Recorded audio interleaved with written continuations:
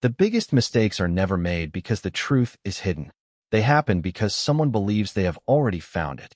The metallic click of handcuffs echoed across the crowded parking lot outside Midtown Plaza in Atlanta, Georgia, stopping conversations almost instantly.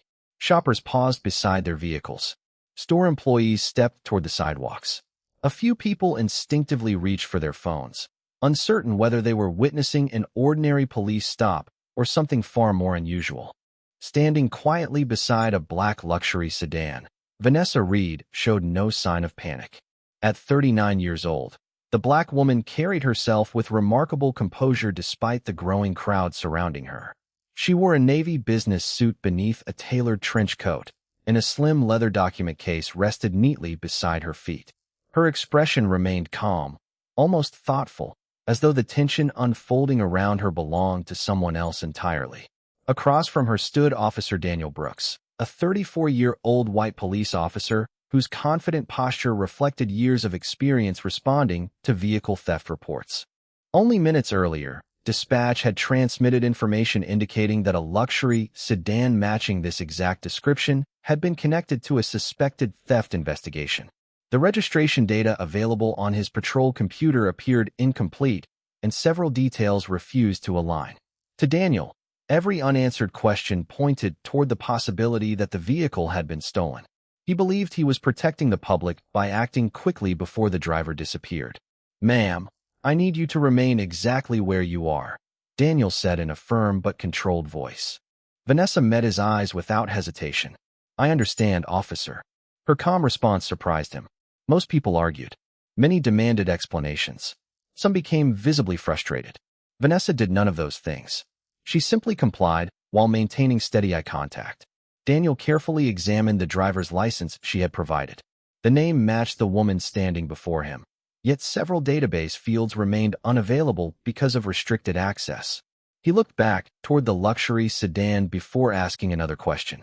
"Can you explain why this vehicle appears in an active alert?" Vanessa answered quietly. "I cannot discuss the assignment connected to this vehicle." Daniel narrowed his eyes. "Assignment?" Vanessa nodded once. "That is all I can say."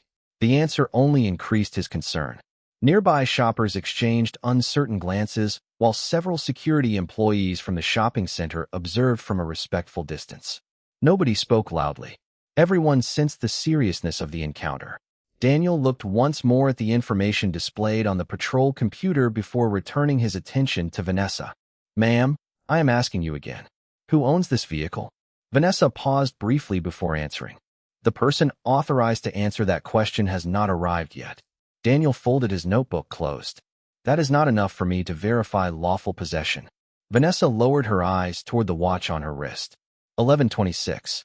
Then she looked back at Daniel with the same composed expression she had maintained since the beginning.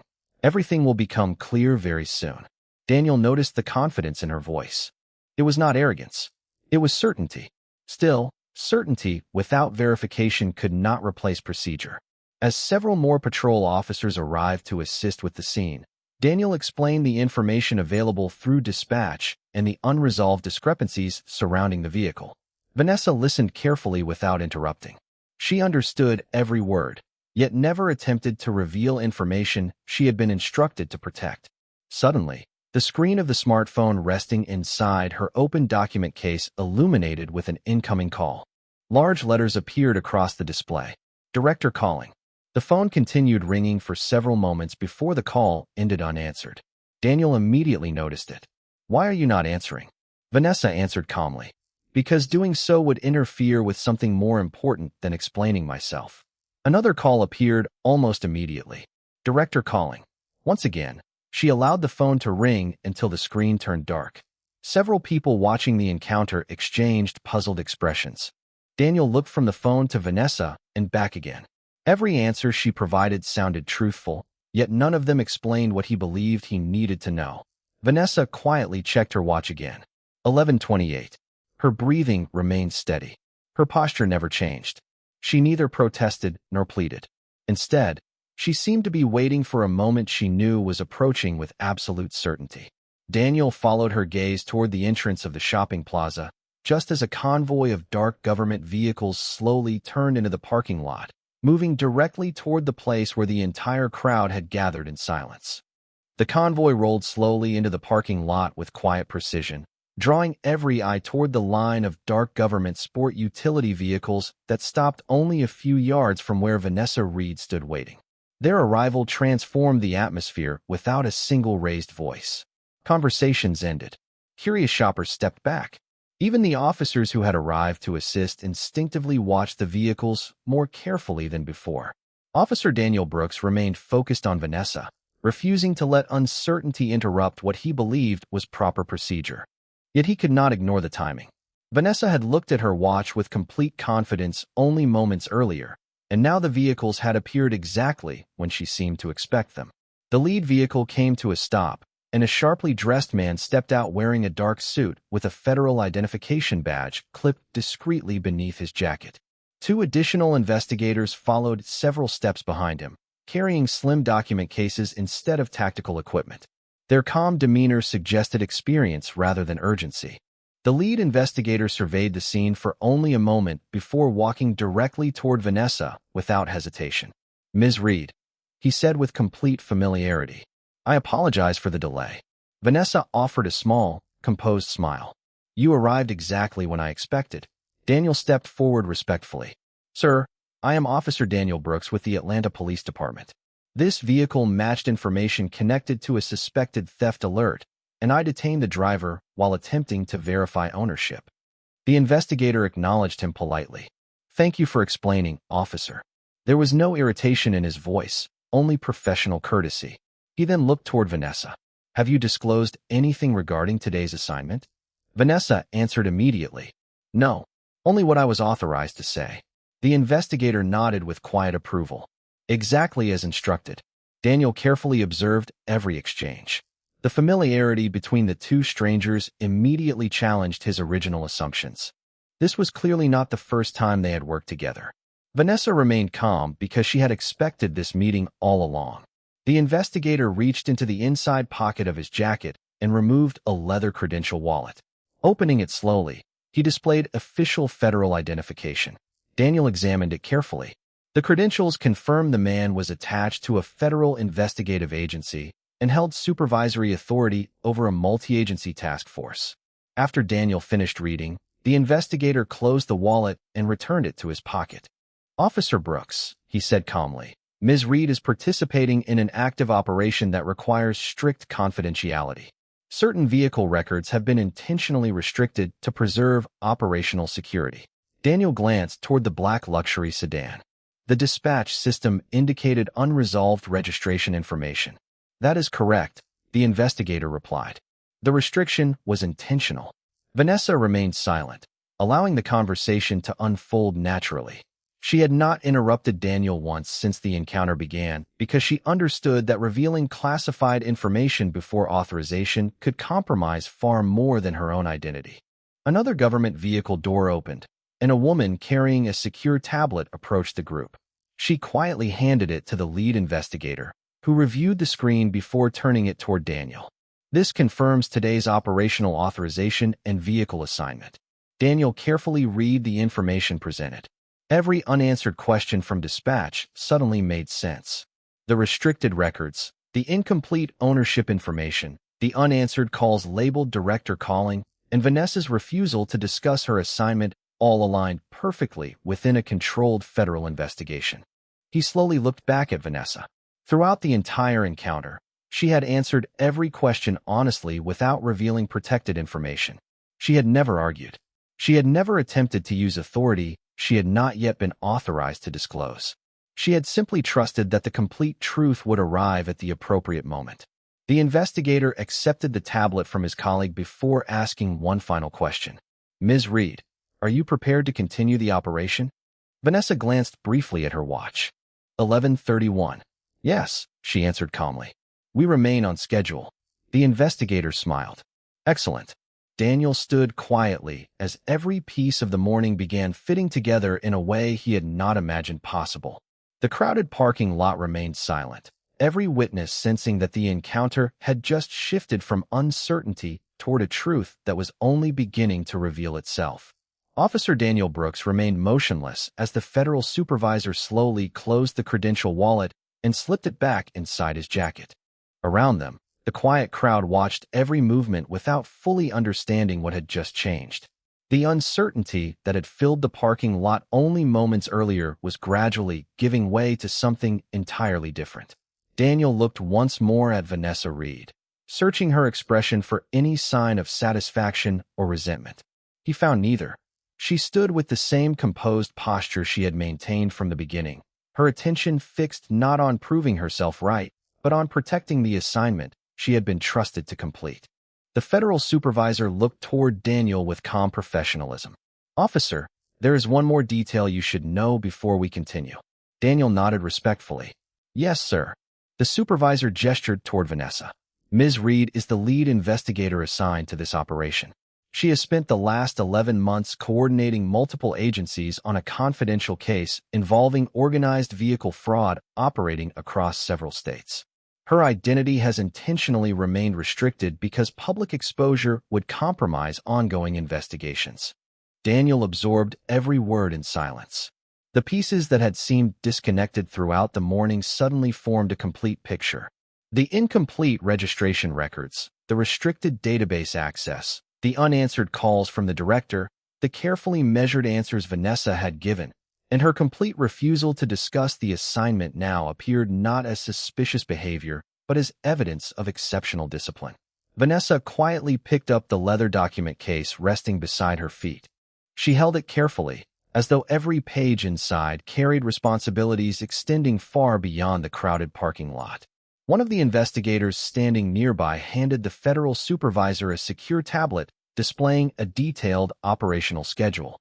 After reviewing it briefly, he turned toward Vanessa. "The surveillance team is already in position. We still have a narrow window." Vanessa glanced at her watch.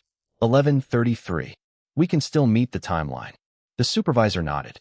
"That is exactly what I wanted to hear." Daniel finally spoke. "Ms. Reed, when I asked who owned the vehicle, you said the person authorized to answer had not arrived yet." Vanessa offered a faint smile. That statement was completely accurate.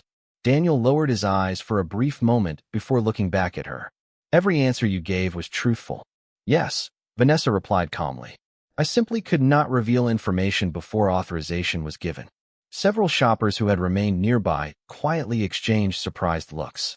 They realized they had spent the last several minutes watching a conversation built entirely on incomplete information rather than dishonesty. The federal supervisor looked across the parking lot toward the black luxury sedan. "The vehicle has been assigned to today's operation under federal authorization. Every access restriction was placed there intentionally. Local systems were never expected to display the complete record." Daniel nodded slowly. "That explains why dispatch could not verify ownership." "Exactly," the supervisor answered. "The system functioned as designed." Vanessa remained silent, allowing the explanation to stand on its own. She had never attempted to interrupt the process because she understood that credibility carried greater weight when supported by facts instead of emotion. Daniel took a slow breath before speaking again. "Ms. Reed, I understand now why you remained so calm." Vanessa met his eyes with quiet sincerity. Experience teaches investigators that the truth usually arrives before panic accomplishes anything useful. Those words settled over the scene with unexpected weight. Even the officers standing nearby seemed to reflect on them. The supervisor checked his watch once more before addressing the investigative team. "We move in 3 minutes." Every investigator acknowledged the instruction with a simple nod. No dramatic commands were necessary. Everyone already understood their responsibility. Daniel stepped slightly aside, clearing the path toward the waiting government vehicles. For the first time since the encounter began, he realized that the woman standing before him had never needed to announce her authority, display special credentials, or demand different treatment. Her professionalism had revealed itself long before anyone knew her title. As Vanessa prepared to leave with the investigative team, the parking lot grew remarkably quiet. The operation was continuing exactly as planned, but for Officer Daniel Brooks, the morning had already become something far greater than a routine vehicle investigation. It had become the moment he discovered that genuine authority often speaks the softest, because it never depends on being recognized before the truth has the opportunity to speak for itself. The federal convoy departed the shopping plaza with quiet efficiency, leaving behind a parking lot that slowly returned to its ordinary rhythm. Curious shoppers resumed carrying shopping bags toward their vehicles. Store employees returned inside their businesses. The conversations that followed sounded very different from the whispers that had filled the air only minutes earlier. People no longer questioned whether Vanessa Reed belonged beside the luxury sedan. Instead, they spoke about the remarkable calm she had maintained while every assumption pointed against her. Officer Daniel Brooks remained standing beside his patrol vehicle, watching the convoy disappear into afternoon traffic. He replayed every moment of the encounter in his mind. Vanessa had never argued with him. She had never raised her voice. She had never attempted to impress anyone with credentials or authority. Every answer she gave had been completely truthful while still protecting a confidential investigation. The realization settled heavily upon him because it forced him to recognize that the greatest misunderstanding had not come from bad intentions. It had come from believing incomplete information represented the complete truth. Later that afternoon, Daniel returned to the precinct to complete the official incident documentation. Instead of rushing through the report, he carefully reviewed every timeline entry, every observation, and every statement exchanged during the encounter. He deliberately recorded that the vehicle information available through dispatch had contained federally restricted records, that the driver had remained cooperative throughout the contact, and that the misunderstanding had been resolved professionally after federal investigators arrived. Before submitting the report, he paused for several moments, reading the final paragraph one last time. He quietly added one additional sentence stating that the individual involved had acted respectfully and complied with every lawful instruction despite operational restrictions that prevented immediate verification. That final sentence mattered to him because it reflected the complete truth instead of only the portion he had first believed.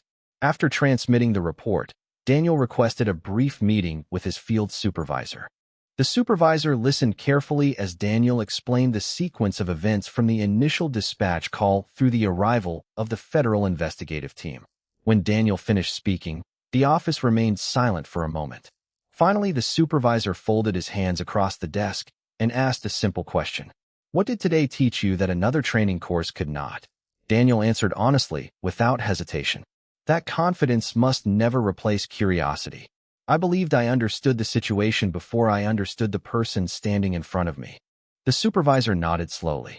"That lesson will make every future decision stronger if you remember it." Meanwhile, several miles away, the federal convoy entered a secure operations facility on the outskirts of Atlanta. Vanessa stepped from the lead vehicle, carrying the same leather document case she had protected throughout the morning. Inside the operations center, investigators gathered around digital displays showing timelines, photographs, and investigative notes connected to the ongoing case. The federal supervisor welcomed her with a quiet smile. "We lost a few minutes, but nothing important." Vanessa placed the document case on the conference table before responding. "The operation remains fully intact." Another investigator looked toward her with curiosity. "Were you ever tempted to reveal your identity?" Vanessa gently shook her head. If confidential authority only works when everyone already knows it exists, then it was never truly confidential. Several investigators exchanged appreciative smiles because they understood exactly what she meant. The operation depended upon discipline, and discipline required patience even when patience became uncomfortable. The supervisor reviewed the updated schedule before addressing the team. "Everything continues according to plan. We move forward exactly as originally designed." Vanessa glanced briefly at her watch. The timeline remained intact. The confidential assignment she had protected through misunderstanding, public attention, and unanswered questions was still moving toward its objective. As the meeting began, she quietly reflected on the parking lot encounter for only a moment before setting it aside. Personal recognition had never been the mission. Protecting the investigation had always been the mission. Outside the operations center, the afternoon sun settled lower across the Atlanta skyline, while traffic flowed steadily through the city. Somewhere beyond those streets, Officer Daniel Brooks continued thinking about the woman who had demonstrated that genuine professionalism does not become louder when challenged. It becomes steadier, trusting that truth never needs to arrive early because it always arrives at exactly the right moment. The following morning began before sunrise inside the Federal Operations Center, where quiet preparation replaced the uncertainty of the previous day. Large digital displays illuminated the conference room as investigators reviewed maps, timelines, and communication schedules connected to the confidential operation. Vanessa Reed arrived carrying the familiar leather document case that had remained in her possession from the moment she left the shopping plaza. She greeted each member of the investigative team with the same calm professionalism that had defined every moment of the previous encounter. There was no discussion about the misunderstanding in the parking lot. Every person in the room understood that protecting the investigation remained far more important than revisiting yesterday's events. The federal supervisor opened the morning briefing with a concise review of operational priorities before turning toward Vanessa. Your ability to maintain confidentiality under unexpected pressure protected every phase of this investigation, he said. Vanessa acknowledged the compliment with a quiet nod. The operation belongs to the entire team. My responsibility was simply to protect my part. Several investigators exchanged respectful glances because they knew her answer reflected genuine humility rather than modesty. One analyst adjusted the digital presentation before displaying information gathered during the previous 24 hours. Surveillance remained uninterrupted, she reported. Every scheduled observation continued without compromise. The supervisor looked toward Vanessa once again. That confirms your decision not to reveal your identity, preserve the integrity of the operation. Vanessa replied softly. Confidential work only succeeds when everyone accepts temporary misunderstanding as part of the responsibility. Those words remained with the team as the meeting continued. Across Atlanta, Officer Daniel Brooks reported for another patrol shift carrying a different perspective than the one he had brought to work only a day earlier. Before leaving the precinct parking area, he reviewed the previous incident report one final time. Reading it now, he realized that facts alone could never fully explain what had happened. The real lesson existed between the lines, hidden inside the importance of patience, listening, and allowing complete information to emerge before reaching conclusions. During his first service call of the morning, Daniel responded to a routine request involving a driver whose identification information required additional verification. Instead of assuming the delay indicated dishonesty, he calmly asked a few more questions and waited for updated information from dispatch.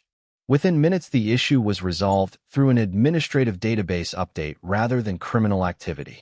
As the driver thanked him for taking the time to verify everything carefully, Daniel quietly remembered Vanessa standing beside the luxury sedan with complete confidence while the truth slowly approached.